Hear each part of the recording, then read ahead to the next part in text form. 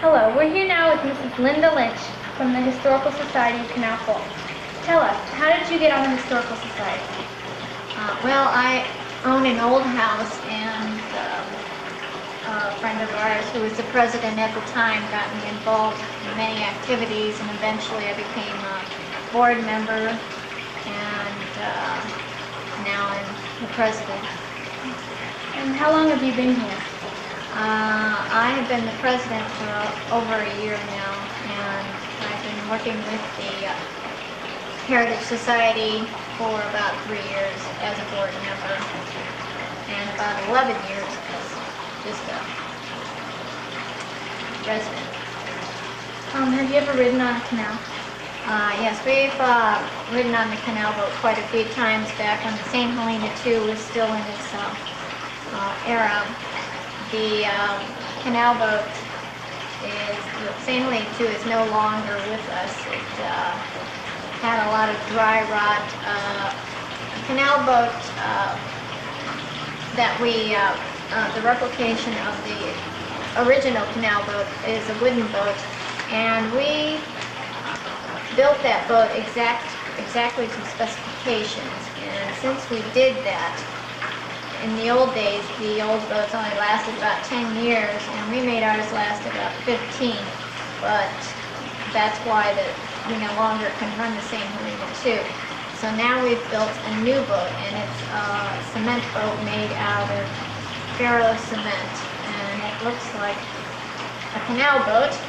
And we're putting a lot of wood around it, so hopefully we'll be launching it May 2nd for all the public to see.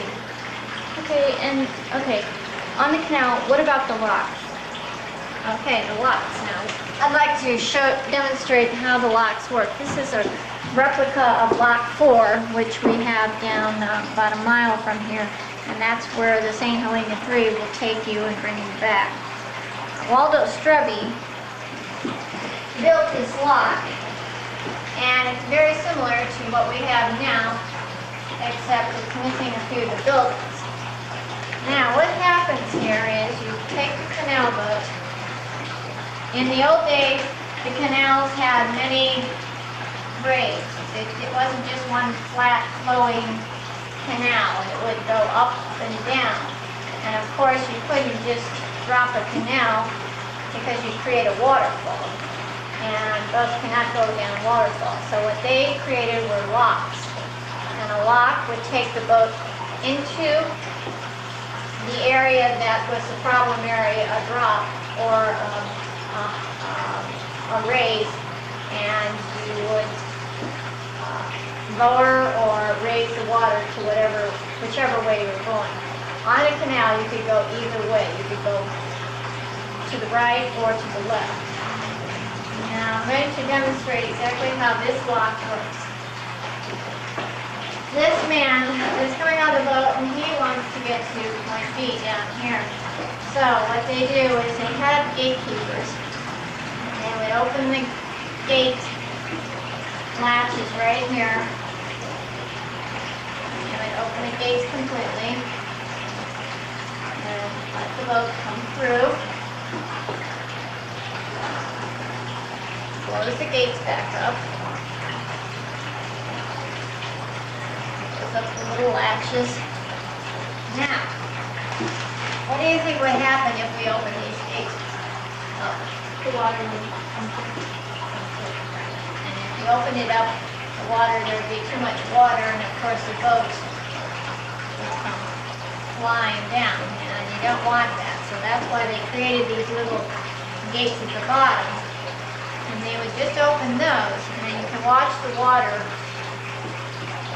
depth of the water lower.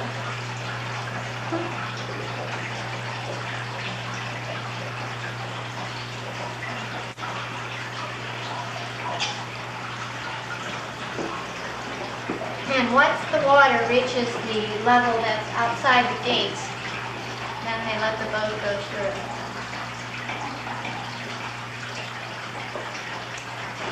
Okay, and then the gatekeeper would open the gates, and the boat would flow through without any problem. Now we're going to reverse this Now we're going to say this man wants to go up the canal. So what he does is he comes in, close the gate. And this happened many, many times during a day, especially when if you notice on the chart over there, you might want to come over and take a look before we go up. The Ohio Erie Canal, there were quite a few dips, and I think we had somewhere around 30 just in the Akron area. You have to go up 30 locks just to get from Boatsum all the way to Akron, and it usually took them about a half of a day. Now we'll show you again how the water will raise up. Now what we're going to do is open these gates up on top. Let the water through.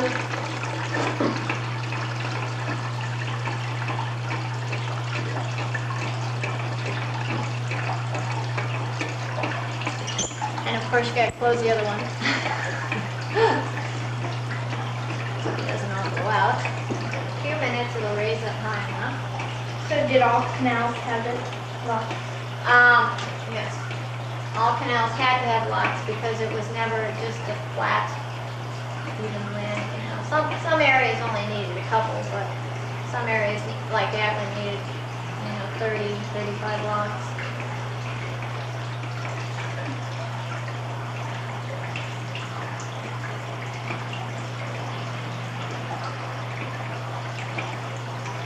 Now, usually by the lock, there was a granary. And do you have any idea why there'd be a granary by the lock?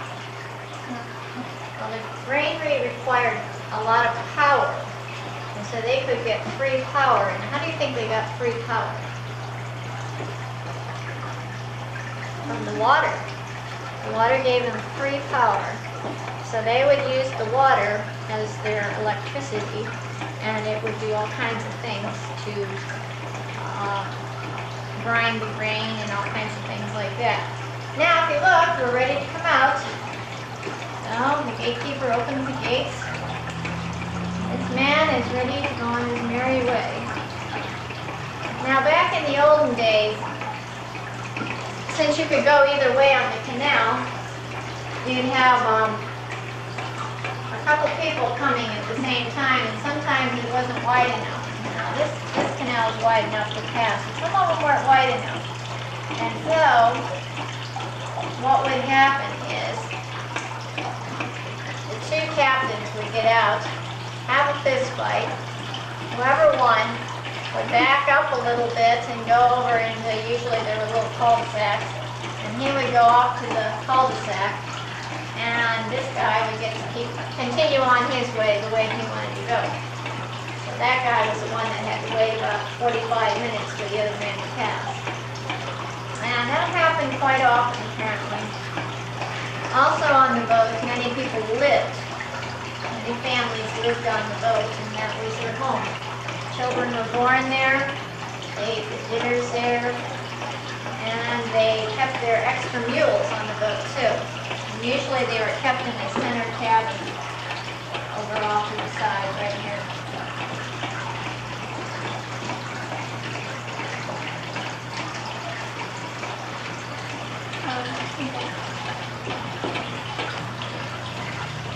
Did mules do these canal boats right here? Yeah, the mules were a very important part of the canal boat's life because they were the ones that would pull the boat.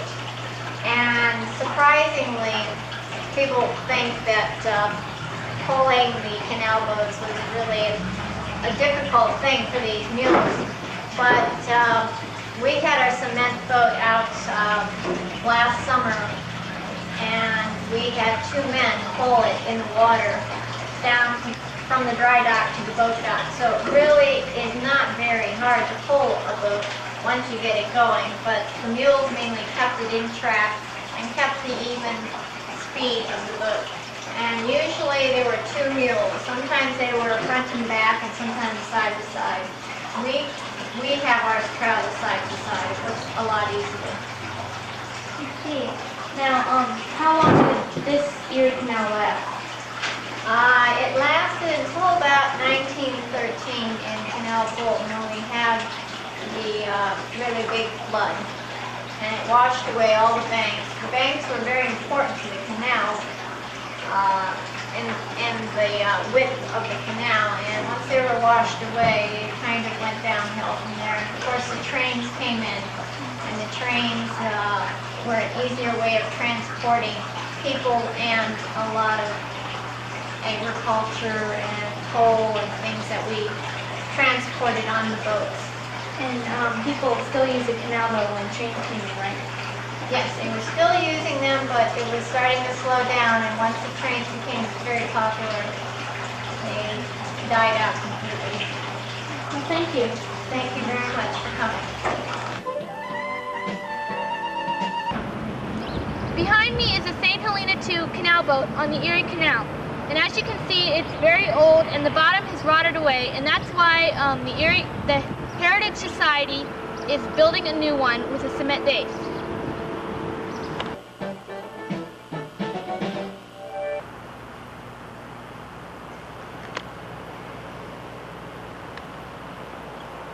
This is Lock 4 in Canal Fulton, and it looks pretty much the same as it did back in the canal days.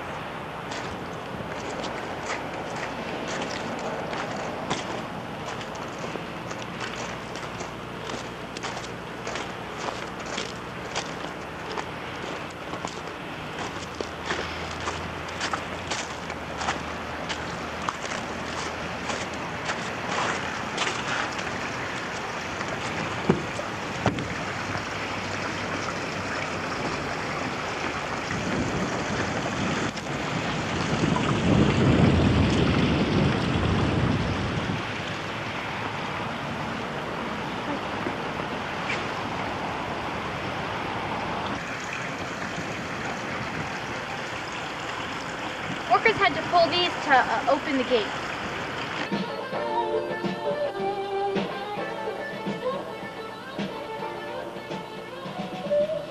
Ohio Erie Canal did pass through Massillon in 1870.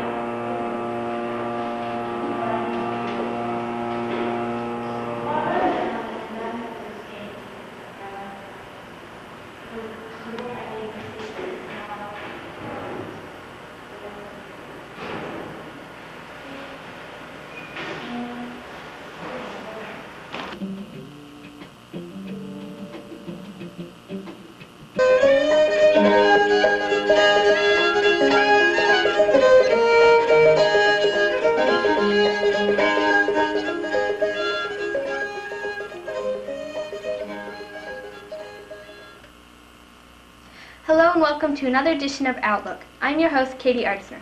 Today we'll be talking about the Ohio Erie Canal. First, let me give you some background facts. A canal is an artificial waterway, and the Ohio Erie Canal was 300 miles long and stretching from Cleveland to Portsmouth. It had 156 locks.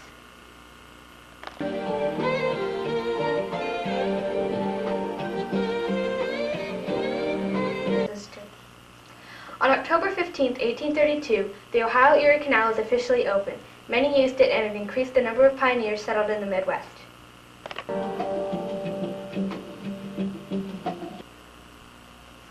For 88 years, the canal was in operation until March 26, 1913, when a flood damaged the canal beyond repair. It was then that the canal era finally ended. Thank you for joining us for another edition of Outlook. I'm your host, Katie Artsner.